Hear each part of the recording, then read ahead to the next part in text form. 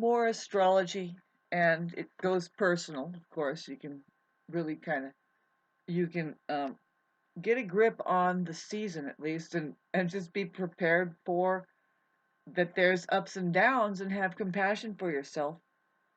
As for me, I'm glad that it's tapering away from this exact Sun Uranus conjunction at 14 degrees, exactly square my moon at 14 degrees, 55 minutes, 45 minutes. You don't judge yourself, but certainly because people are already doing that for you. Even your dog is, especially if it's a Uranus transit. Um, your cat will also avoid you.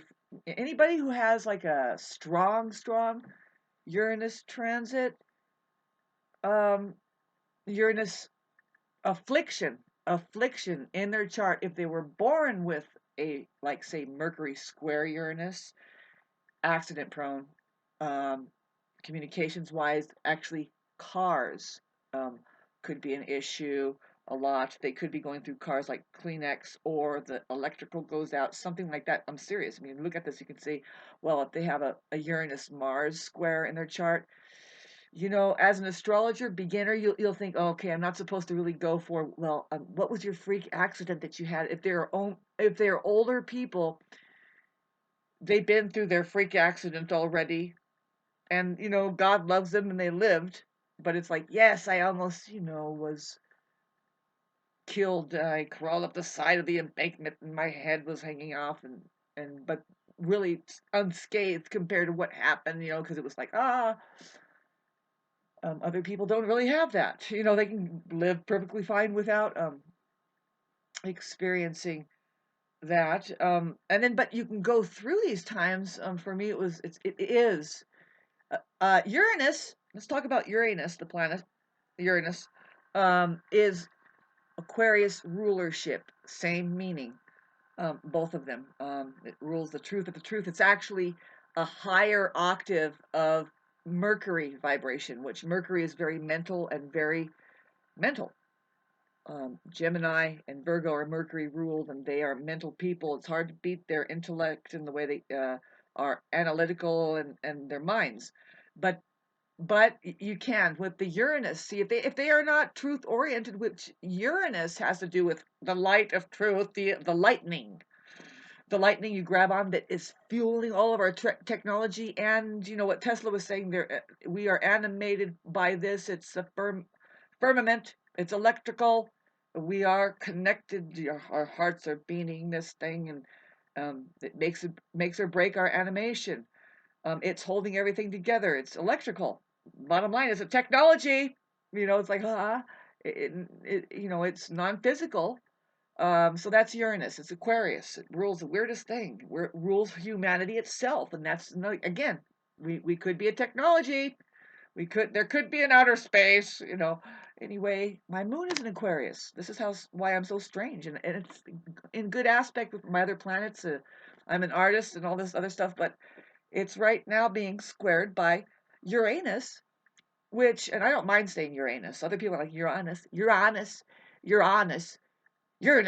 And I just say Uranus. Fuck it. Say Uranus and get it over with, because, well, I was just saying that I'm an entertainer too. I have moon opposed my part of fortune, which is it's in constant motion. My part of fortune is in the house of entertainment and artistry, like creative expression. Kids, believe it or not, love me, and I love kids. I'm always there for kids. I'm keeping in mind that maybe a child's mind is watching, who is always learning, and so you keep it fresh with something to learn. And astrology is just pointing at the truth of truths. Getting back to the truth of truths, like who is Uranus ruled. Aquarius is actually opposed Leo. It's the higher vibration of Leo, which Aquarius says, by the way, who's fueling those spotlights that you so love? It's Aquarius. Who's behind the camera? It's Aquarius. It's technology. Who is it? What is it? It's always like 50 years ahead of the time. So anyway, it's in Taurus right now. Uranus is in Taurus, and it's the strangest vibration if you think of that. Uranus being in Taurus as an astrologer is like, well, let's just look at it. Uranus tends to shake and vibrate quickly what it hits, and Taurus doesn't really like to vibrate quickly, and it doesn't vibrate quickly. It just does not. So what's going to be happening is like, we all see is like, well, it has to do with the Earth, and Uranus is there trying to vibrate quickly, and Taurus is like, and it's still shaking, and there are issues, and whatever is going to change about this has to change because that's the Uranus vibration. It's technological. This is all squaring my moon, by the way. That's why I can even talk about it. But really, personally, my moon is in the 11th house. This is where you get really personal, which is easy. 11th house rules Aquarius. Aquarius rules Uranus. Uranus rules the 11th house. It's all the same. So it has to do with friendships, your humanitarian issues, the social life, how that all comes together, like how we are using our resources. That's technologically bent, for sure, because it's Uranus ruled. We're getting into the higher mind. It's technologically oriented. So it's affecting my moon, and it's my domestic situation. It's people around me. Well, let alone, let's talk about Saturn that's been in Aquarius for all of humanity. It's not just for me. I mean, this is Saturn going through Aquarius. Saturn tends to take away from and stagnate and use caution and has a big lesson for and a lot of work and all this stuff like that. So it's going through Aquarius, which rules humanity for everybody. It's still in Aquarius now, and we're going to be experiencing more of like the thicker part of it, which is everybody having to deal. I mean, have you had a problem with your personal relationships at all or anything? And it's going to keep coming up because of the Uranus thing is tugging on the Aquarius vibration is a trip, and the moon's nodes. So it's me for me. I just find an up and down. The down is just I grieve for all of us who really a lot of us keep it in our minds that these how it is, and it's really not that way. You guys are judging and categorizing and based on fear, which is the mind again that says, "Oh, we can't have that, and we can't have that." Can't have what? Mind, you cannot have reality. Period. Now, what is reality? You know, you're watching this at some time that is away from when I've made this, and it's certainly a space that's all clear. It's called now, and we find all this shit in it, and it's like you're gonna experience something in quiet, and that is reality, guys. It's not, there's a lot of talk in it. Yes, listen to that talk. It's weird, especially when you go and you're experiencing people live. It's weird. If you really know what reality is and our real lives are versus what people have in their heads about each other and themselves, and they try and reflect it at each other, and it's like, yeah, right there in the supermarket line, you're gonna get a little confirmation, and the clerk is like, yeah, blah, blah. Can we move it along, please? We're actually just shopping here, because it was really quiet, and then everybody starts piping up, blah, blah, blah, non-existential shit, non-existential. If you really catch a whiff of reality, which is a wordless, not worthless. I noticed this fucking thing. Words are worthless. And so is your thoughts about it. Why don't you just breathe this moment now and really get into Mother Nature? Is a good way. Either that or just focus, like close your eyes and focus on the air conditioner or something. Because there isn't anything else going on. And listen to that sound and then get a load of the sound coming out of people's mouths. It's like, why? Why was there a need to blah, blah, blah? Okay, there's life going on, and you have children? No, you don't. God has children. Did you have a good time with your children? Are you still playing around, or do you think that you actually own all of this shit? Really, let go a little bit. Let go. Let go. Because, it's not worth all the confusion of trying to make it more real than just the silent movie reality.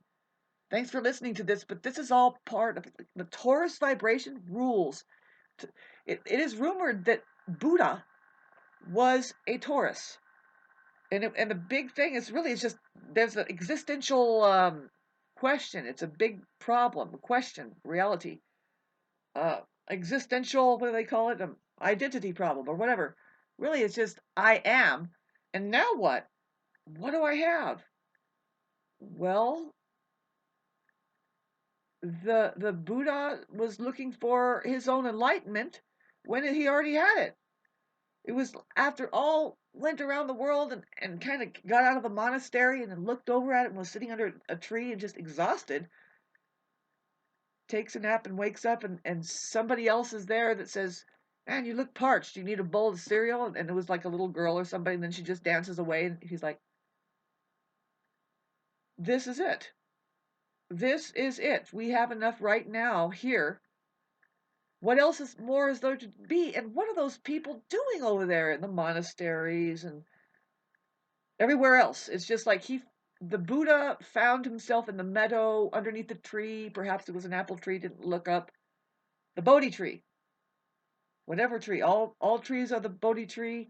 If you're enlightened, underneath it, you go out into Mother Nature and you're just like, why is everybody running around so fucking hard? Why?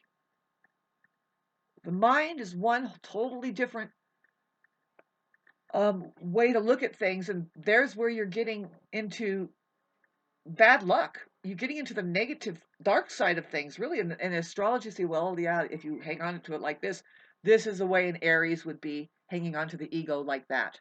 There's two minds, and within that, within the, there's two minds, which is being embraced by one mind, which is um,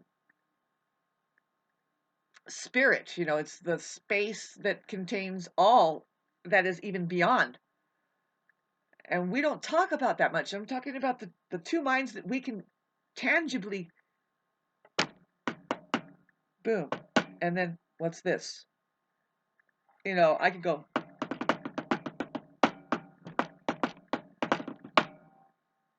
what was that? I'm like, 1, 2, 3, 1, 2, 3. You can hear the number 3. There is symbolism that is hooked directly up to an experience that you can have together that is the same for all. This is where I'm tripping out on the modern day mind-oriented philosophy that says, no, we are very much more real than the reality that is here already. So, and we have an effect on it. And it's like, whew, thank God that's not true, you fucking psychos. And good luck with you have to hand them a stencil to work things.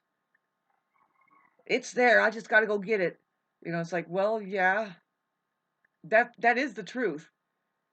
You need to imagine more, something beyond what they offer you, though, because what if that was just a limitation of somebody else's perception? It's all, mind is all limitation. So you're going to have a philosophy that's built in mind that says, man, thoughts are everything. No, it's not. That I experienced something at the beginning of this year that I don't want to talk about now, but this is what the masters, I wasn't able to hear the masters, but this is what they were saying in a string of thought and trying to articulate. And I was like, now I can hear it. What is it? Place beyond mind and reality. It's going back to mind, the higher mind, the one that you're connected to, that can imagine, that's imagining together. And I call it imagination. It's not belief. It's imagining. It's different. It goes way beyond mind and reality now, which I only know a very little bit of it, but we are intrinsically part of it now. It's important to bring it up into consciousness. Why? Because when you're in interdimensional warfare and you're dealing with people who use fear to attack you and to manipulate you with certain things, like, say, your arm being chopped off and stuff like that. Now, talking about how they say that a truly religious person or culture is not going to go insane because they're connected with God. And they say, you can chop me up, but I go somewhere else and I just kind of sit and we recollect or whatever happens. All right. Now we have study of that. Look at it. Click that over there. It's right there, by the way. See it? Cool. I was able to do that. This is what will happen when I'm getting away from Uranus. I'm more of an entertainer, believe it or not. What you've been looking at on YouTube now is like, thank you for sitting with me through that.